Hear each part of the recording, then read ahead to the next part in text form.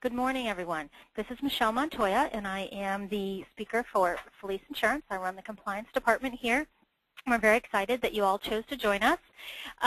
We are going to focus this morning on healthcare reform and how it affects your benefits budget. So we're not going to get into a lot of details about the law and what's in it right now. It's going to be more along what you can expect over the next year and how you can use the knowledge that you gained today to start in your benefits planning. Webinar listening. We have everybody muted right now, so you can either listen via your computer or your phone. Feel free to ask questions as we go through the presentation by typing in the questions box on your right menu bar.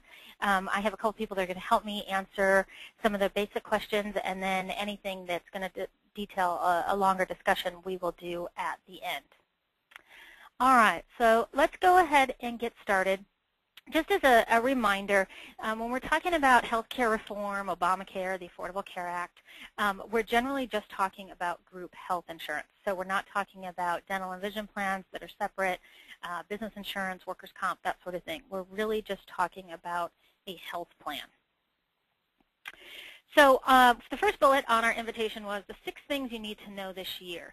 I'm going to talk about this year's mandates, but kind of at a high level because I think most of you are probably already into your renewal for January 1, so you've probably been through these, but just to make sure that we're on the same page for anybody who hasn't had their renewal this year yet, there's 6 things that are kicking in this year.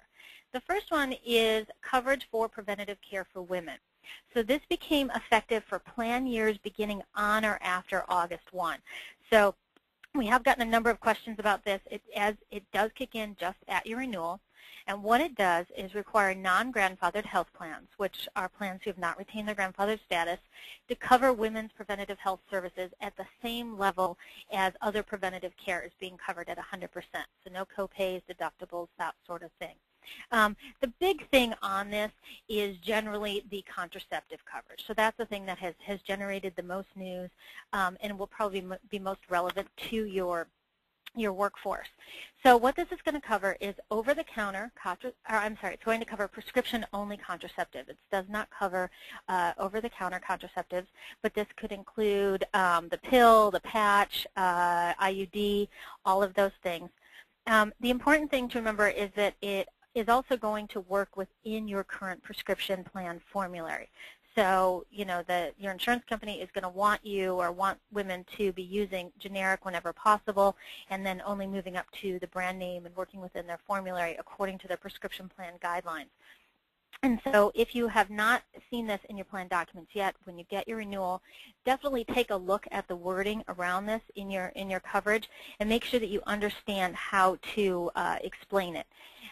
You know, and from the other end, I almost would say from an HR perspective that this should be something that you brag about at open enrollment this year. Hey, this is a new benefit. This is great for our workforce. And so take credit for it, even though the law is requiring it. I think it's something that is worth promoting, and it's a good thing. The next thing that is affecting everybody at the renewal this year is this new summary of benefits and coverage, or we're calling it an SBC. What this is a document that was designed by the Department of Health and Human Services. They put out the template, and then each of your insurance carriers, for those of you that are fully insured, or probably your TPA if you're self-insured, is required to complete the document with your plan details. They're actually pretty good, if you've seen them, in that they really you know, explain what's a deductible, what's a copay, what is things like durable medical equipment, you know, what is preventative care, those sorts of things. And because they all have to follow the same template, I think it's much easier now for employees to compare benefits on various plans. The downside of these is that they are 6 pages long. So if you provide multiple plan options to your employees, you have to give them a 6-page document for each of your plans, which can be a little onerous. The requirement is that this is provided at your renewal, or actually at your open enrollment on or after September 23rd. So you only have to do this once you're getting to your renewal. So our groups that are doing their January 1, many of them have already had their open enrollment meetings. This needs to be part of those open enrollment materials. Then going forward, anybody that comes into your plan, this should be given to them with their enrollment materials. Now, the law does allow you to distribute these electronically if you have an online enrollment system or all of your communication around benefits is normally done online and your employees have work-related computer access. If they don't, you really should be providing these via paper copy. It's the first year. I would take the technical approach, and even if you're not a fan of a lot of paperwork, if your employees are not online, you should be giving them a paper copy of these documents. The one new thing that comes with this is there's now a new 60-day notice rule. And so the law says if you make a significant change to your benefit plans outside of your renewal, that you have to provide this 60 days before that change. So this had been kind of a gray area. There had never really been guidelines to this. But now if you're going to make a big change, and so, but it's only, again, in the middle of your plan year. It's outside of your renewal. So this would be if, let's say, you acquire a company or a financial hardship and you have to change your employee contribution, or you add a new great benefit in the middle of the year. You have to give 60-day notice. But again, this is only outside of renewal. At open enrollment, there's no requirement that you get this out 60 days ahead.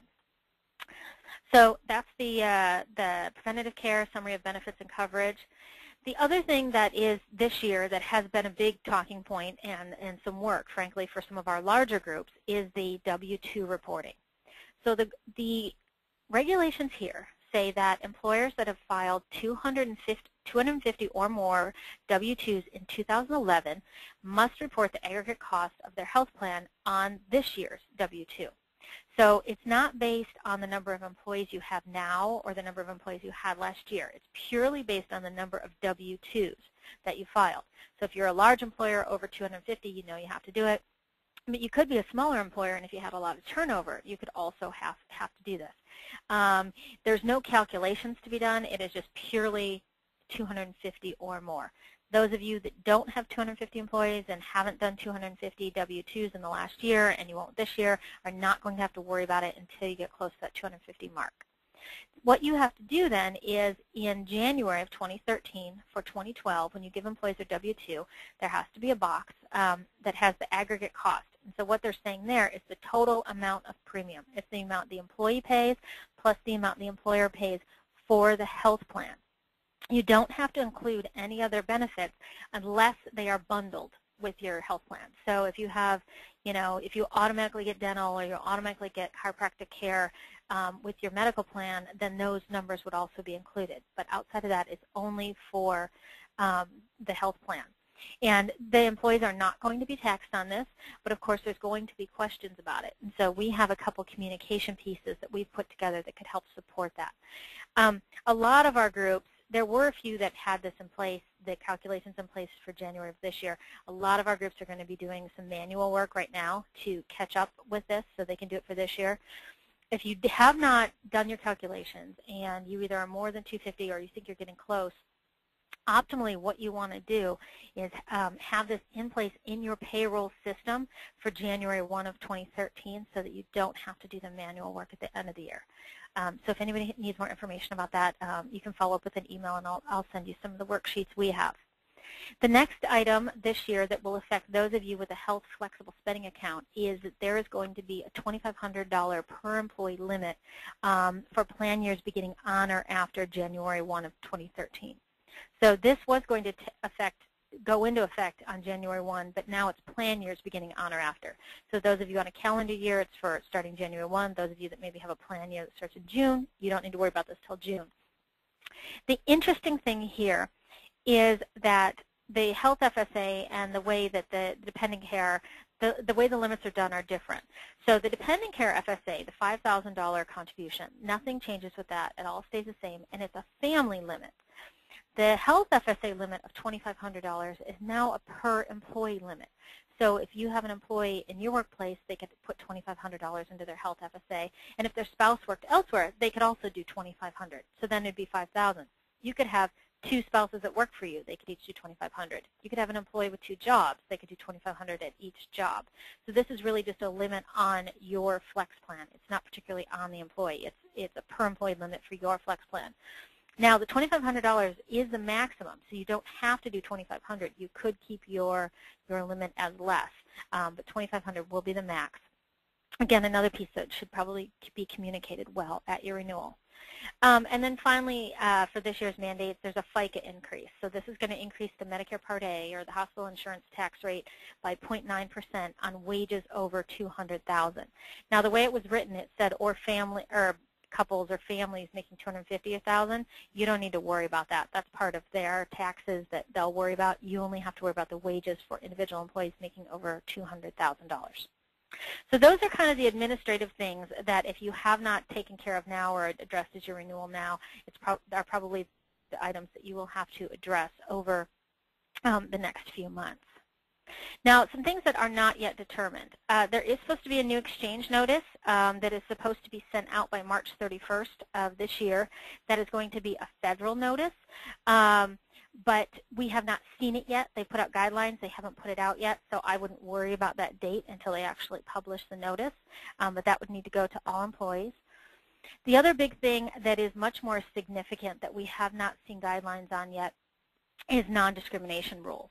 And so what the rules are here is that they're saying that non-grandfathered plans will have to meet discrimination rules regarding eligibility and benefits, in that you cannot provide better benefits for your highly compensated than your lower compensated. And the way the law was written out, you couldn't really break employees out by class. And so when some very large employers said, hey, there's specific reasons why we break employees out by class, whether that be location, hourly versus salary, that sort of thing. And so they have delayed these rules indefinitely. So we don't have a date on that. And there's no hint that we're going too soon, but that doesn't mean that they won't come out.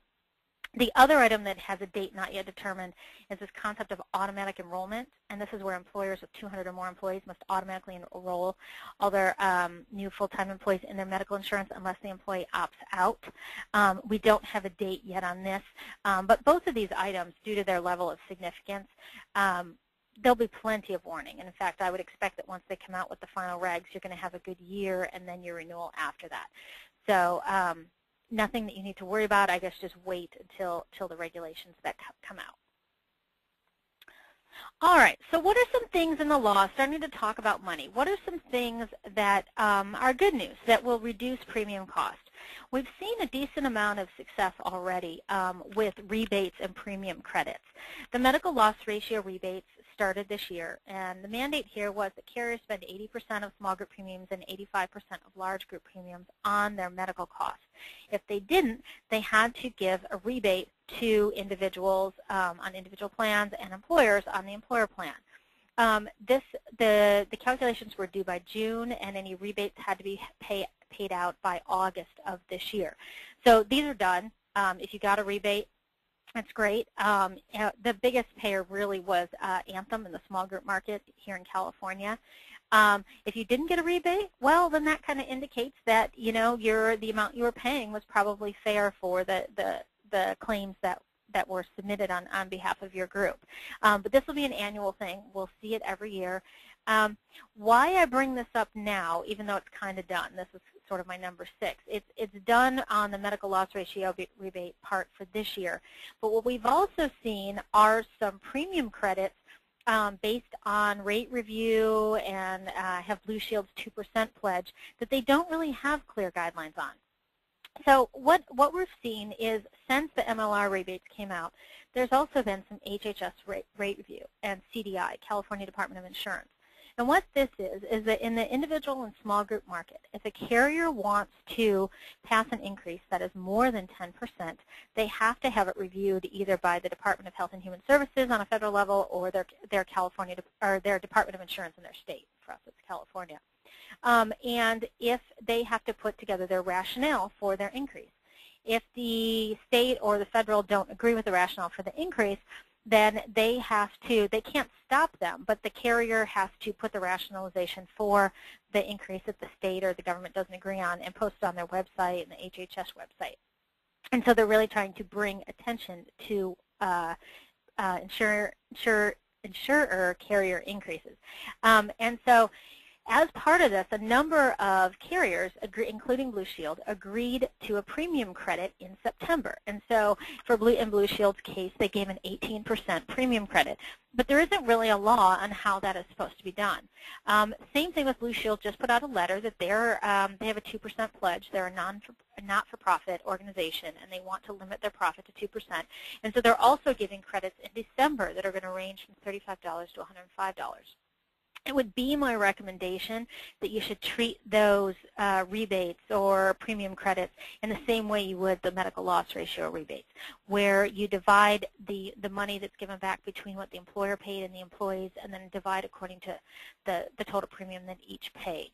So that's kind of why I bring it up right now. For those of you that are on Blue Shield, you're going to be receiving another premium credit, and I would recommend that you break it out based on how much each of your employees versus the employer paid.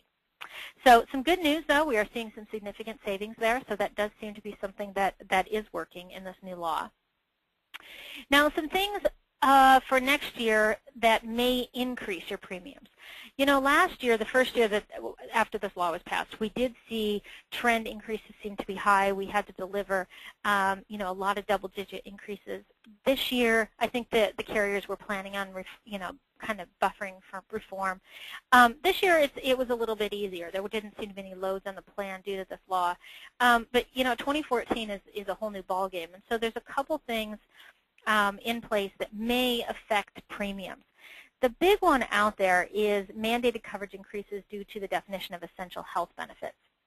So what this is the federal government has defined 10 categories that they think are minimum essential coverage things that definitely should be in every health plan. Then they've kind of booted it to the state, each state, to define what level of benefits the state is going to require. Now, well, it sounds great that everything should be covered, and of course if you look at insurance you should think that every possible condition should be covered, but then of course that raises the rates. And so this is not yet defined, and this is an issue both at the federal level and the state level. So hopefully we'll get a better idea in the next couple of months as to what this is going to look like, and this would be something that, you know, you should pay attention to on a state level and make sure that your voice is heard. The other thing that may affect premiums next year is this concept of age rating compression. And so what the law has said is that if carriers use age banding, which they do here in California in the small group market, that you cannot have age bands that fluctuate farther than 3 to 1. And so right now, age bands are there's about 6 different age bands. And so obviously employees that are over 60 pay a lot more than employees that are in their 20s. If they have to move those age bands down to just kind of a 3 to 1 compression, we may see some increases in rates for younger employees. Again, haven't seen those rates out there, but that is an issue.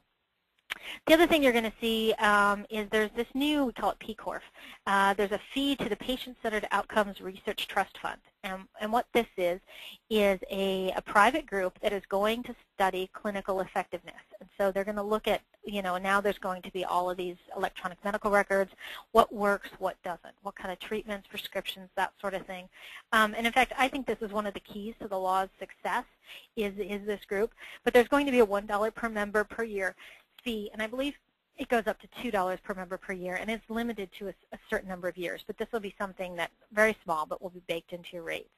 And then, of course, any taxes and fees that are pushed on insurance companies due to healthcare reform, of course, will work their way into your premiums. And so there are some things that we could see affecting rates in 2014, but we don't have any numbers around these yet, as of yet.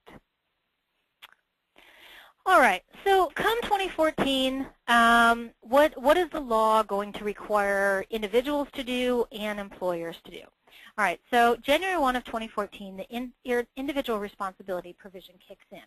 And what this does is that the law requires most individuals to obtain an acceptable level of health insurance coverage or pay a tax.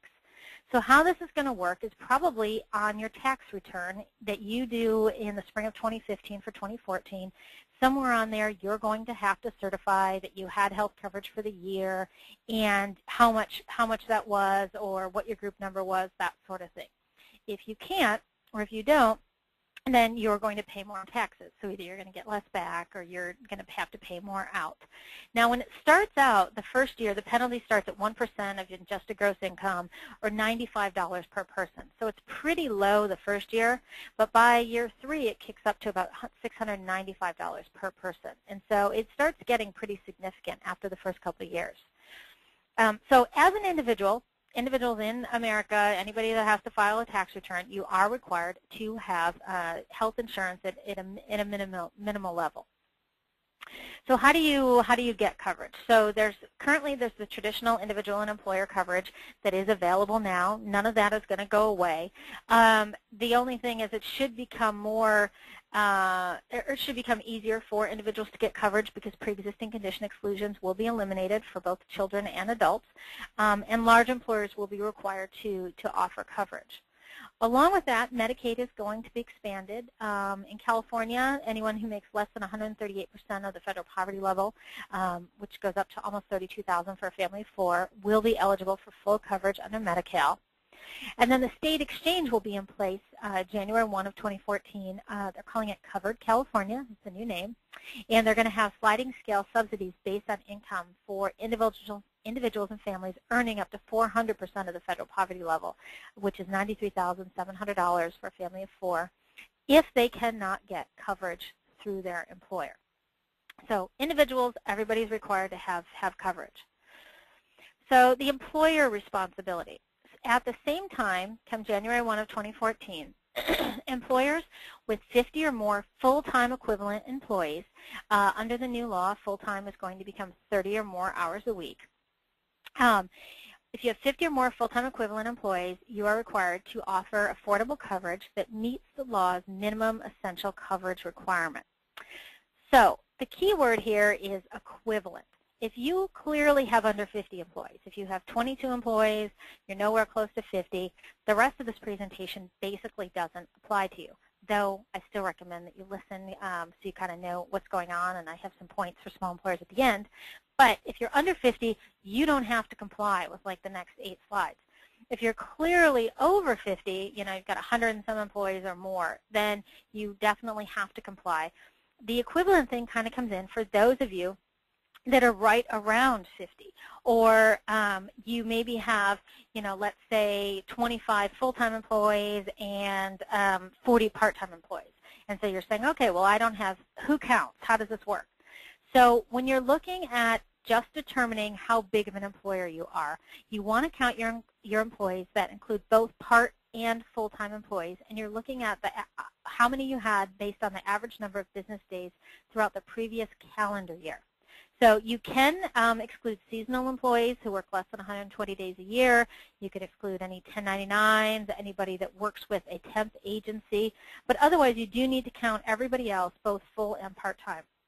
So how it's going to work is your employees that are clearly full-time, they regularly work 30 or more hours a week. Those all count as one. So let's say in my example, you have 25 full-time, that counts as 25. But now your 40 employees that are part-time, let's say they average 25 hours a week. You're basically going to take 40 times the 25 hours a week and divide it by 30. So that actually gives you, and when you're talking equivalent, 33 full-time equivalent employees. So your 25 full-time plus your 33 full-time equivalent basically makes 58 employees. So you are subject to this law. So there is some math for those of you that are right around the border that will have to be done. Now, we have been asked by some groups that maybe have individual businesses and they have everybody on a different health plan, or they have them all on the same health plan, and they're saying, well, what if I just break all my companies up together? Can I avoid this requirement? There is language around a controlled group under the IRS. I think it's like 80% ownership, and there's some different things. But if that's a concern for you, let me know. I do have a good education piece on this. But as a general rule, if you're part of a controlled group, you can't break yourself into smaller groups just to avoid the requirement. All right, so you've determined that you are a large group, you're subject to this. What are they talking about when they say an affordable plan? An affordable plan is a plan offered to all full-time employees where the employee portion of the employee-only premium, the self-only premium, does not exceed 9.5% of wages, which is box 1 on an employee's W-2. So while the law wants you to offer dependent coverage, you don't have to worry about the cost of it. When you're talking about affordability, it's just the employee cost of the self-only premium. So what is minimum essential coverage? That means the plan covers at least 60% of covered expenses for a typical population. Now, what we're waiting on here, we have some calculators, and the IRS has put out some possible ways to measure this for comment, but they have not come back with any definitive calculations. And so we're waiting on more regulations and a calculator from the IRS. But as a general rule, the plan has to cover at least 60% of expenses for a typical U.S. population. The vast majority of you probably on this call of employers already provide a plan that provides minimum essential coverage. But like I said earlier, we're still waiting on guidelines from the IRS and from California as to what these plans are going to look like. Mini-med plans, plans with super high deductibles, those will probably be the ones that don't meet this standard. All right, and then who's going to be an eligible employee? So the one thing to keep in mind for those of you that did the calculations with your full-time equivalent and your part-time, just because an employee may count in the calculation of how big you are, that doesn't necessarily mean that they're eligible for benefits. So under the law in 2014, eligible employees will be those that regularly work 30 or more hours a week and have worked for you for full-time for 90 calendar days. Okay, so unlike the way we calculate leaves and that sort of thing, the law generally works around calendar days. And so they don't want you to have a waiting or limit for longer than 90 days. So when someone's worked for you full-time for 90 days, they're supposed to get benefits. Now, just recently, they also came out with what they're calling a safe harbor for variable hourly employees. So this is for those of you that may have employees that work different hours all the time. So this could be construction, retail, restaurants, that sort of thing. And so what they've done with this safe harbor is they're not telling you you have to do it this way, but they're telling you that if you do, you automatically meet the regulations and the mandates. So what they're looking for is that you have a look-back period lasting between 3 and 12 consecutive calendar months. So your employees, if they're hired full-time and they work full-time, you can't have them wait longer than 90 days. But let's say you hire somebody for 20 hours a week, and then they're doing well, they're a good employee, you notice they're taking on more hours and more hours. At what point are they eligible for benefits? What you have to have is a policy that defines what your look-back is, whether it's between 3 and 12 consecutive calendar months. So you say, okay, I'm going to look at this we're going to look at this on a quarterly basis, and anybody that may be eligible for benefits, we're going to calculate their average number of hours over the past 3 months, or the past 6 months, or the past 9 months, however you want to do the period. Do the calculation, you decide, but it has to just be a consistent policy. And then when someone does become eligible for benefits, then they must have a stability period of at least 6 calendar months. So once someone becomes full-time and eligible for benefits, then they must have coverage for 6 calendar months, whether or not they're working full-time during those 6 calendar months. So again, you don't have to do it this way, but they put out safe harbor regulations that will probably allow you to do a lot less administrative work in calculation. So those are your eligible employees. Now let's say you decide you don't want to provide benefits, or you can't afford to provide benefits. What do the penalties look like? Okay, so the penalty for not offering coverage at all, and again, we're talking employers of 50 or more, not covering coverage at all, is the number of full-time employees minus 30 multiplied by $2,000. So some math around that. Let's say you're 55 employees. You've decided you don't want to provide a health plan at all. Your penalty would basically be 55 minus 30, so 25, times 2,000, which would be $50,000. And this is post-tax money. This is not something that you get to write off. So basically, you're going to pay a penalty of $50,000 for absolutely nothing, no benefit. The penalty for offering coverage that is not affordable for all of your employees. So you have a plan, but some of your employees can't afford it. You can either do the number of full-time employees minus 30 times 2,000, or it could be the number of full-time employees who get credits for exchange coverage multiplied by 3,000. So let's say someone goes to the exchange to get their health insurance because they can't afford your plan. You would pay a penalty of $3,000 for everyone that does that. So there's a couple different ways to do the calculations. All right, so let's put it all into a big chart that kind of should help bring this together for a lot of you.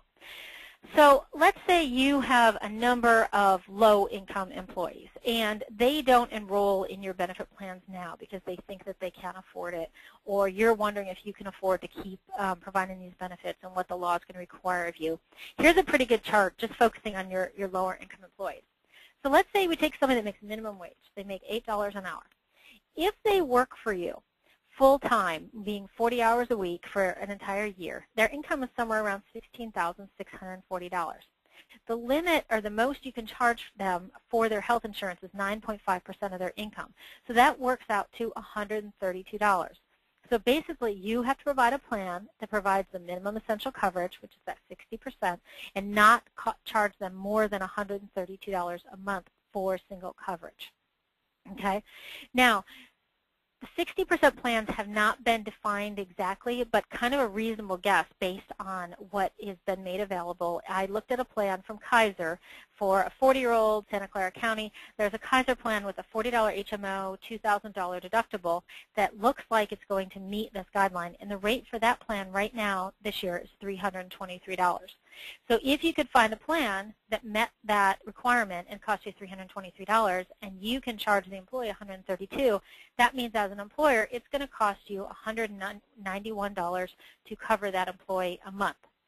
Now, maybe you think, well, I don't want to spend that much on an employee that makes that much, or maybe it's less than what you're spending right now.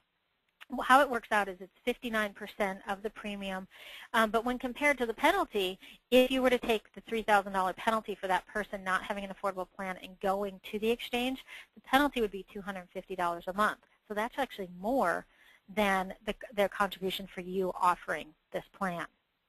If we jump to somebody who makes $10 an hour, that means that you could have a plan in place that and as long as you don't charge them more than $165, then that qualifies as an affordable plan under this law. Now, when I take that and I look at the 323, that actually works out to $158 is the difference between 165 and 323. But carriers require employers to pay 50% of the single premium, so that would be a cost to you of $162, which again is still less than the penalty option. There's a couple things, though, that I want to point out with this chart. The first is that the annual income that I have in column 2 is based on a 40-hour work week. Now, this law says that you have to provide benefits to anybody working 30 or more hours a week. It would be my contention, based purely just on this law, not onto other business issues, that you may want to move away from people working 30 or 32 hours a week, because then that would take the annual income or the amount that you're allowed to charge them per month for their benefits and take that down 20–25%. And so if you're purely worried about employer premiums here, you may want to look at, do I want to keep allowing people to work 30 or 32 hours a week? The other thing to keep in mind is that this penalty for you as an employer only kicks in if someone goes to the exchange. So if you look at somebody who makes $10 an hour, if you offer a plan that doesn't cost them more than $165, you have done what is required of you. So if they choose to not enroll, you're not going to pay that penalty. And I guess I would say if you've got somebody that makes $10 an hour, they may decide at $165 they can't afford to get a health plan. And even if they decide to go to the exchange and request a subsidy, as long as you're making the plan affordable, there's no penalty for you. And so when we're looking at your renewals next year, there's probably going to be like 3 more columns. So we're going to have a column that has, the employee identifier, all the plan options, the plan that you've chosen, the employee contribution rate. And then there's going to be another column that has the employee salary, then what that 9.5% is like, and then we're going to compare that 9.5% to what you've decided on as an employee contribution, and we're going to probably figure out who's in the red zone, who's going to be charged more than their 9.5% or who's close to being charged. And at that point, you're going to have to look at your employee contribution strategy and decide if you want to mess with it. If we're only talking about 3 employees, you might want to just charge them a little bit less for their benefits. And, we have to do that carefully. But, if you're talking about 300, then, it might be, hey, do we change our contribution strategy? Do we not let people work, 30 or 32 hours? Or do we just want to risk it with the exchange? Do we feel like the vast majority of these people, they don't get coverage now. They're not going to go and try to get coverage just because of a $95 penalty that they're not going to see for a year and a half. And so maybe we're going to decide to risk it. And so there's nothing you really have to do with this at this point, but start thinking about some of your overall policies and does this calculation affect the way that you manage your benefits, your budget, that sort of thing. All right, so I have a couple worksheets, and I have this in a soft copy that would be easier probably to work with. So if somebody wants, I have a whole benefits guide. So if you want this, just send me a follow-up email afterwards, and we'll send it to you. But what I have here are some discussion points that you want to consider when you're talking about next year's benefits budget. So what I have here is I have some questions, and then, yes or no, where do you fit in here? Do you need to make some changes? How many employees would be affected, and what kind of potential cost impact are we looking at? Some examples of that. So does your current health plan meet the 2014 eligibility criteria? Full-time benefits eligibility at 30 or more hours per week. Now, if your benefit eligibility is at 32 or 30 hours now, this may be no big deal. But if your benefits eligibility is at 35 hours right now, and you have a lot of employees that work 32 hours, and if you move it down to 30, that means a whole new group of people are going to be eligible for benefits, then this may have a potential cost impact. And so this would be something to consider. Do you want to keep allowing people to work not 40 hours, that sort of thing? A waiting period no longer than 90 days. So here's another point. If you currently have, if your benefits right now are first of the month following 30 days, this is a non-issue for you. You're not going to change your policy. But if you have a benefits waiting period of 6 months because you have huge turnover at the beginning, this is going to be a policy that you're going to have to change. You're going to have to take your benefits waiting to 90 days. And you may want to consider, what kind of expense is this?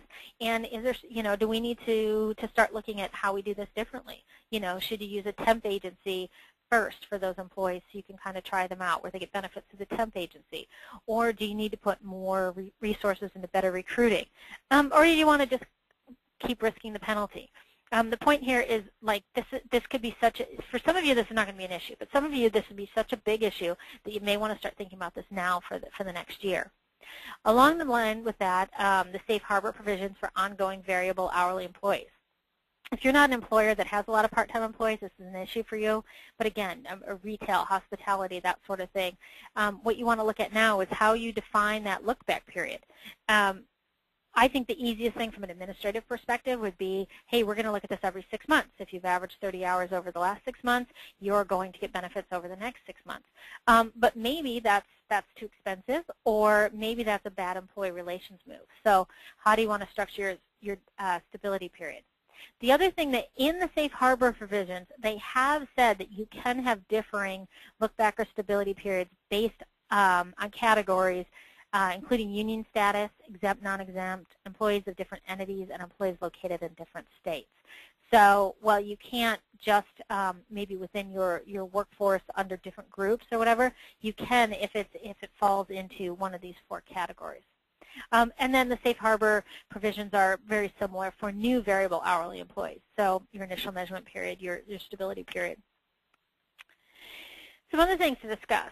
Can it be reasonably expected that your plan meets the 2014 minimum essential coverage criteria? This is that 60%.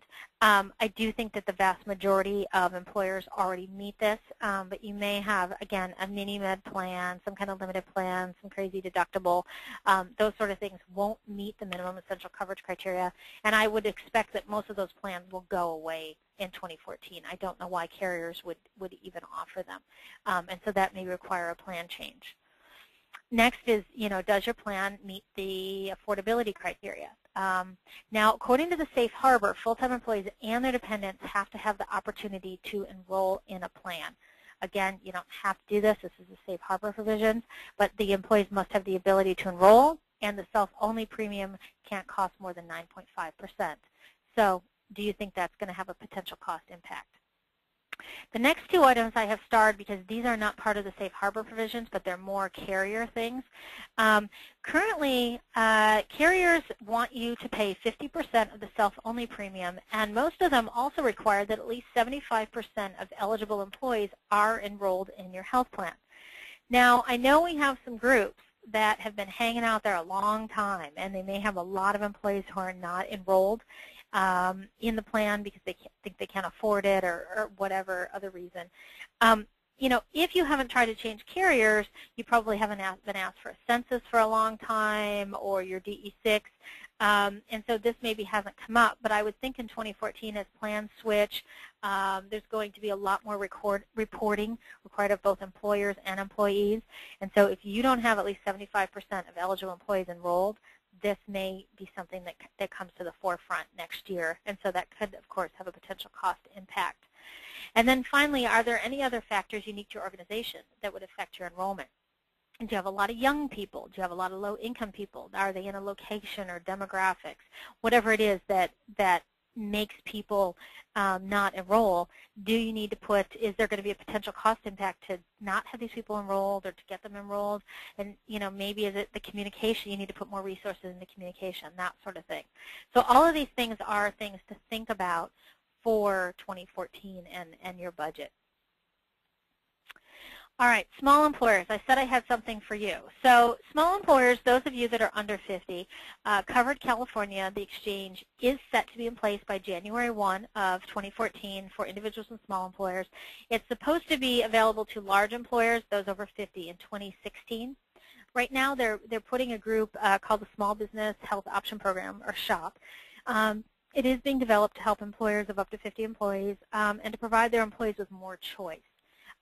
What they have, while the plans have not been set yet, they have said that plans inside the exchange must be the same cost, same benefits as those offered outside of the exchange for any of the same insurance carriers. And so there is not necessarily going to be a financial benefit to putting your employees through the exchange for their benefits versus just getting them through a broker the way that you do now.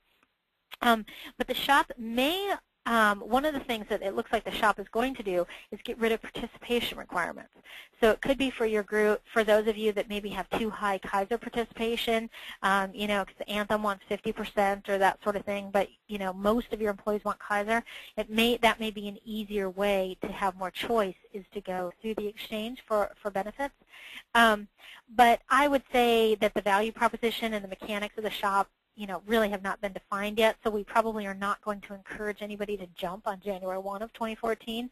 But it will be something, you know, that us as an agency at least, we're embracing it, and we want to make sure we know how it works and to be a part of it. So that will definitely be something to keep an eye on.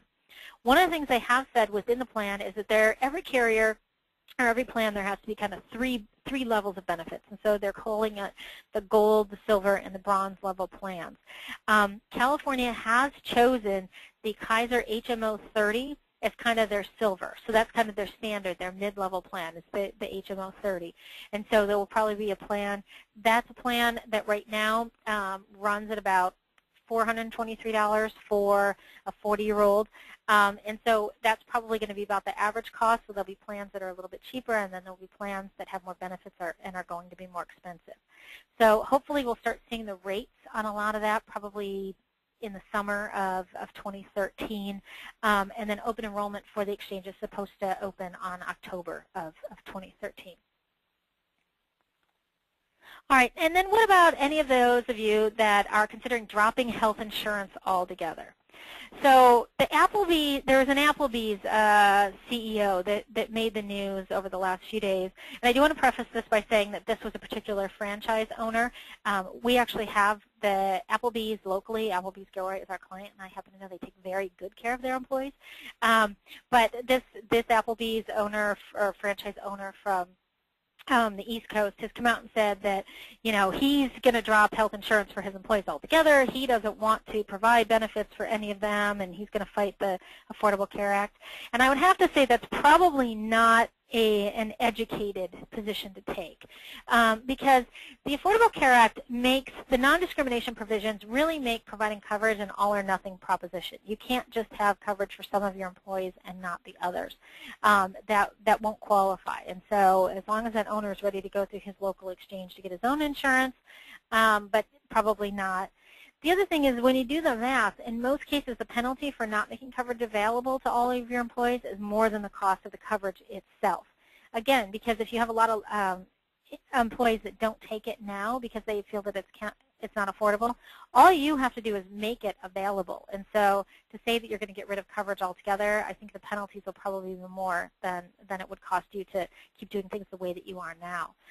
The other thing with that is employees that are losing coverage would expect an increase in pay to compensate them for the increased expense of getting coverage on their own. So if you say, hey, employees, I'm going to just forget it, I'm going to give you a chunk of money, you can go get coverage on your own through the exchange. Keep in mind that that chunk of money would be taxable to both you and the employee. So probably just dropping health insurance altogether is not going to be the way to go. But that would be part of your renewal consideration. What would that look like? It'd probably be a bad employee relations move too. But the concept is out there. All right, so that's kind of the end of the basics of my presentation. I'll go through questions in just a second. First thing is we have a seminar series set. We've got a couple of them set up. The first one is going to be in January. We're going to do 5 dates throughout the month of January. We're going to be in Sacramento, 2 in San Jose, Oakland, Anaheim. The dates are on our website. That's going to be Compliance in 2013. We're going to have attorneys at each location talking about all the new stuff. Healthcare reform is we have a seminar series set up in April. We're going to again do 4 dates: Sacramento, San Jose, Oakland, and Anaheim. So the dates are there. Those are free seminars. They're going to go from 8 a.m. to noon. Guest speakers at each of them. So definitely check those out if you haven't been to one of our seminars. And we're going to get the invitation out shortly. One other thing, some more information. So where do I get my information from?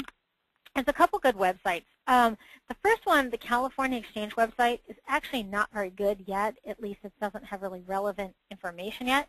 But this is the site for our California Exchange, healthexchange.ca.gov.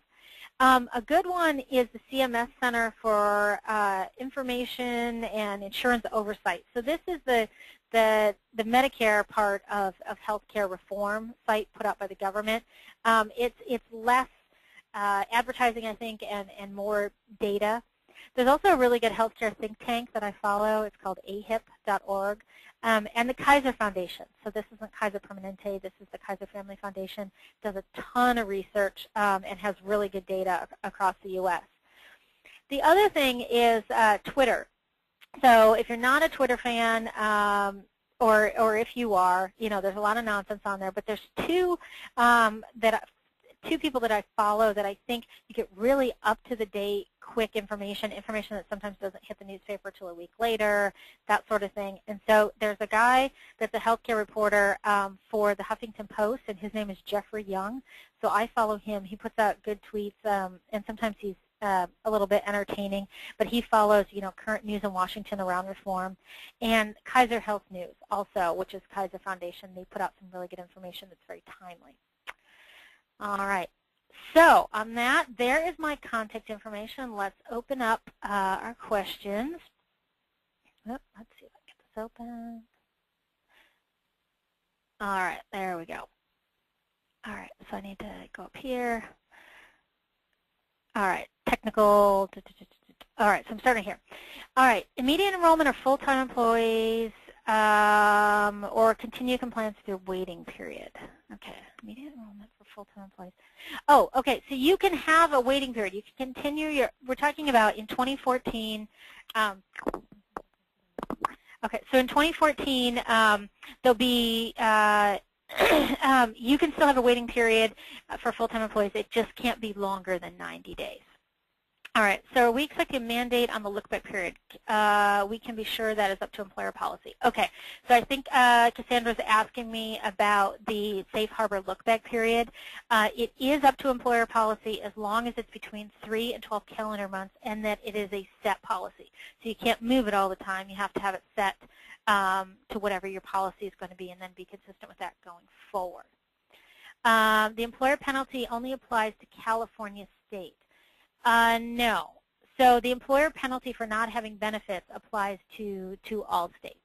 So if you have employees across the U.S., that would apply to all of them.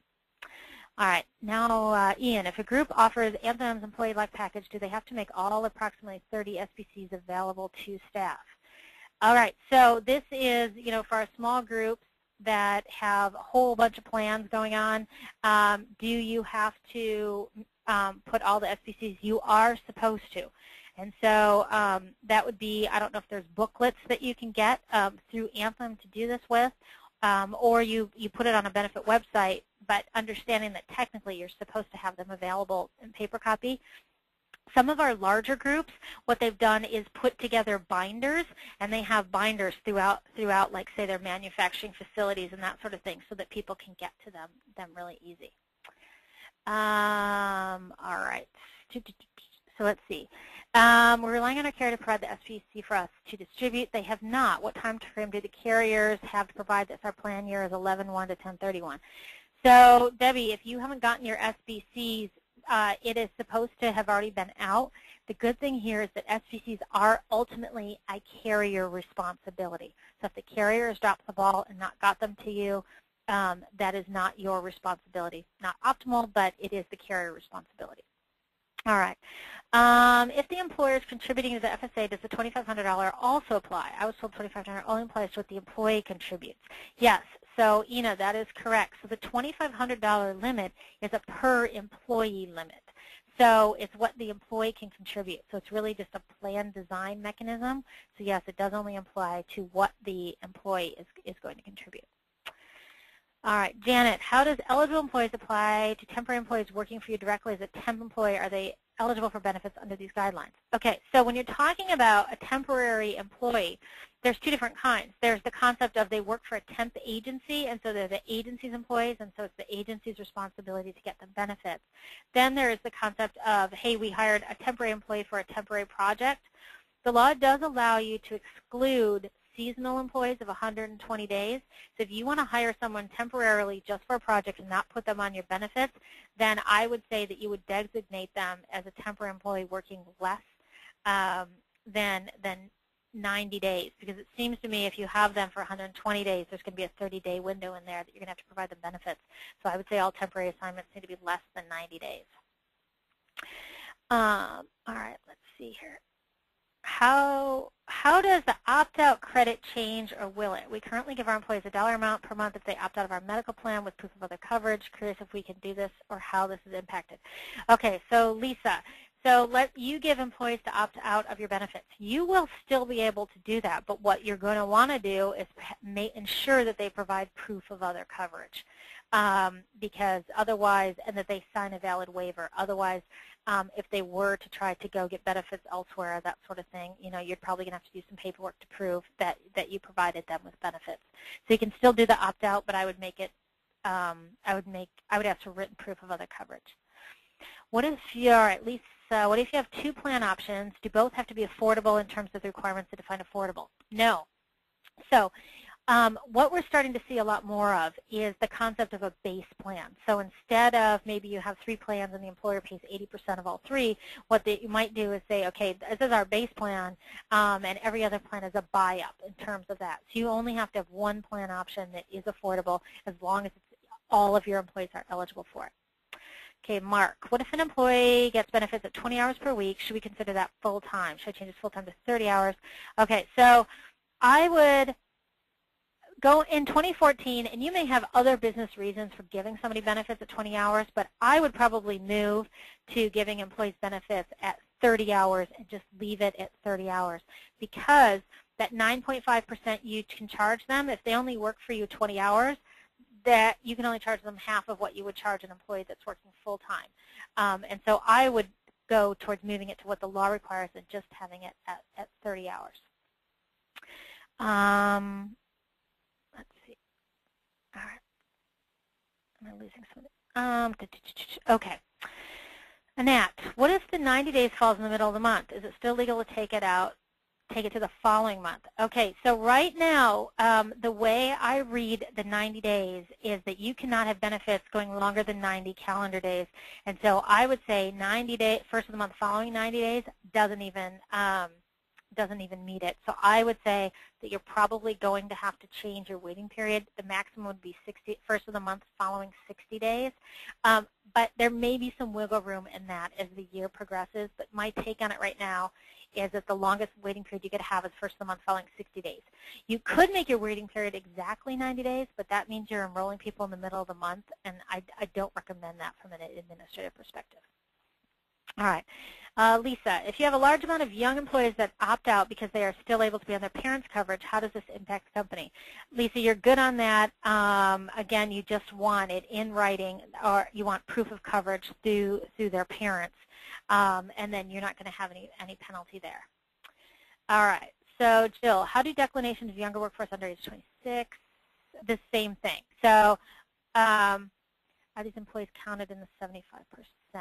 Okay, when you're talking about your employee count, you would count people who decline your coverage. They're still counted in the are we 50 or more employees, but you would not pay a penalty for them if they chose to get coverage elsewhere because they're covered by their parents. And for those of you with grandfathered plans, the concept of being able to exclude people because they have coverage with their parents goes away. So I wouldn't consider that a counting factor anymore. I would just have them prove proof of other coverage. Okay, Adonia, we have employees who choose to decline benefits due to cost because they have access to spouses' benefits at smaller costs. Since the amount the amount the employer would have paid if the employee did not participate in benefits would count toward that employee count towards 75%. Okay, the 75% required by the carriers, and that's probably what Jill was alluding to too. There are such things as valid waivers. So if there's proof of other coverage, that's why you want to ask for proof of other coverage. They would be excluded from the 75%. But that is something you definitely want to talk about with your broker who works with these carriers inside and out to make sure that you're meeting their carrier participation requirements. Okay, is there anything in the new, Barry, is there anything in the new law that forbids discrimination within the company where some employees get family coverage at no cost to them and others just get free coverage for themselves? Okay, so the non-discrimination provisions are really what we're waiting on about this. Can you provide better benefits towards some employees than others? The way that the law is written right now, it really doesn't sound like you're going to let you have better benefits for some employees than others, that you're going to have to be more consistent across the board. But that is something that we're waiting on right now. Do I do the red ones too? Okay. All right. Then just a couple more here. Cover 100% of the cost of health insurance for our full-time employees. However, we also offer benefits to our part-time employees. Does the 9.5% apply to them, or is it only the full-time? It's the full-time employees that the 9.5% applies to. But I would say, Layla, there's probably going to be, this will be an area, there's going to be increased reporting and something that we're going to have to look at. And so I would have to say I'm not 100% sure that we're not going to be looking at that 9.5% for a small group, but I believe that you're going to be okay on that. All right, I think, okay. Oops. Per employee, how many, okay. Isn't there a law in effect for 2013 where all groups in the company must have the same employer contribution, so it's all across the board? Jennifer. No, not necessarily. There are non-discrimination provisions under Section 125, but you can have different employer contributions. But what you have to watch out for is that you don't violate Section 125 pre-tax rules, and that your benefits aren't offered in a discriminatory manner due to some other issue, whether it's age, nationality, all the protected groups, that sort of thing. So you don't have to have the same employer contribution right now, but we're waiting on more wording on that in the non-discrimination provisions. I can send out the slide. Okay, 2014 waiting periods for large and small groups. So the waiting period, the limitation on the 90 days is really just the 50-plus employers. Can an employer provide a specified amount to an employee in lieu of coverage? Denise, no. If you, come 2014, if you want to give employees money to just get coverage on their own, you can still do so, and you can still do it on a pre-tax basis, but you still would get stuck with the penalties. And so in that case, it's probably going to be more expensive than just getting a group plan. Would you recommend that we include health insurance-related fiscal assumptions in 13-14 or 14-15? Judy, I would be looking at some of these things we've talked about today as part of this year's budget going in 2013 and going into 2014, because you may want to make some of these policy changes before 2014 starts. Does the SBC notice apply to all groups or just groups of 100 or more? That applies to all groups, the SBC. Have I heard any rumblings about what staffing companies are going to do about this? Forgo benefits altogether, pass it on to clients, absorb? I would think that staffing companies, temp agencies, they're not going to be excluded from this, and so I believe they're going to have to offer benefits to their temps that they've had for longer than 90 days, and they're probably going to pass that cost right on to their clients. But we have not seen, any big announcements about this from any of the big players. Staffing firms, can we still have a different class of employees? We don't know yet, Tom. What would be considered a 60% plan for Anthem? I kind of analyzed just Kaiser, but I would say if you have a plan that doesn't have anything higher than $2,000 deductible and it has pretty standard co-pays, that would be considered a 60% plan, but we haven't seen any kind of announcement out of Anthem. Let's see. Temp employees, I'm getting a lot of questions about that. Seasonal, okay. Temp employees would become eligible for benefits if they work more than 90 days. That is correct. Does this also apply to seasonal on-call who work more than 90 days in a year? Yeah, so if somebody works more than 90 days but is not, even if you designate them as seasonal, you will be required to give them benefits or pay the penalty after they put in their 90 days. If an employee is on a maternity leave, is the employer required to keep coverage, or can the employer request the employee pay 100% for the benefits for the month they're out?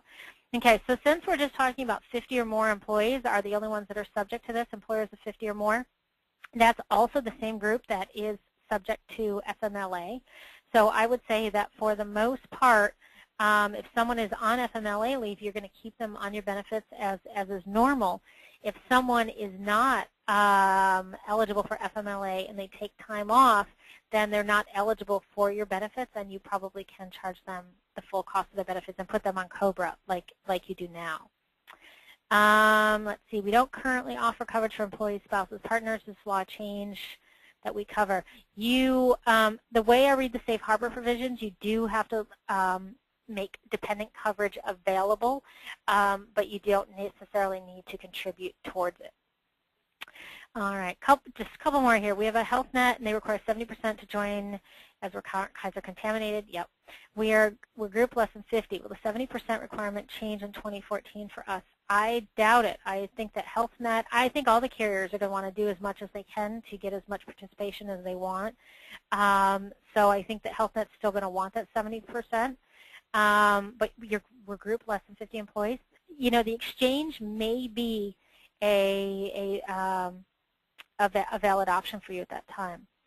Do you have to pay a penalty for an employee that works only 6 months a year? Yeah, anything after those 90 days you would. Are we talking about 90 business days or calendar days? I think we're looking at calendar days. All right. So at that point, I'm sure there may be some other questions very specific to organizations and that sort of thing. Here is my contact information. You can shoot me an email at michelle@felice.com. We'll also see about getting this presentation in a soft copy out to everyone that participated. Thank you for coming this morning, and I look forward to hearing your feedback. Have a great day. Bye-bye.